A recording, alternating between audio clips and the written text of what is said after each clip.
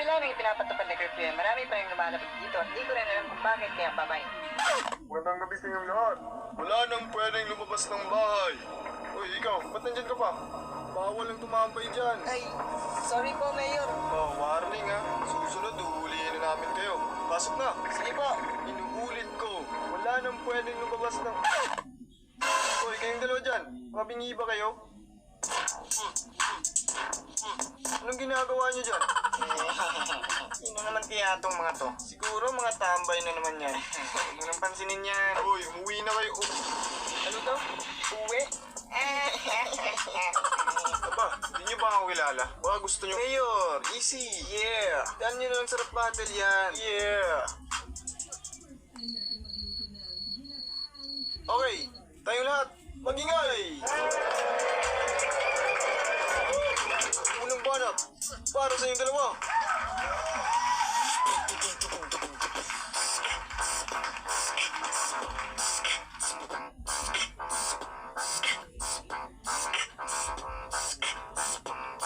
Yeah, lupit nyo ah. Dito pa kayo tumagay. Nasa labas kayo, di ba? Bawal ang tumambay. Di ba meron ng curfew? Tumingin kayo sa oras. Pumasok na kayo kung di nyo gusto na maposas. Oy, teka, sino ba kayo? Titingin kami sa oras eh wala kaming relo. Saan pa kami titingin? Kung nga kayong bastos, nagiinuman kami dito ay di pa kami tapos. Oh, so di nyo kami kilala. Kaya pala wala kahit anong gawin si daddy nyo. Kami nakikita malabo pang mga mata. Pagka luminaw yan, pag pinahuli ko kayong dalawa. Ano daw? Wala kaming pake. Bakit nakapola ka? Wala namang simbang gabi. Huwag kang makialam. At baka ka masuntok. Baka gusto mong makatulog kahit di inaantok. Sino pang takot? Huwag nyo nga kaming angasan. Di kami madadala sa estilo nyong tigas-tigasan. Ang sarap nyo sampalin. Ang sarap nyo rin itulak. Ganyan daw talaga pag merong alcohol sa utak.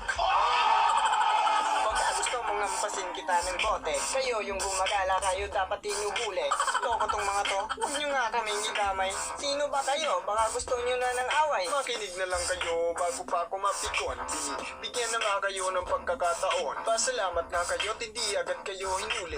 Ngayon sabihin nyo kung anong gusto nyong mangyari. Kasi nung sabihin nyo ay di kami aalis. Ba't kami maniniwala? Ano kayo? Mga pulis?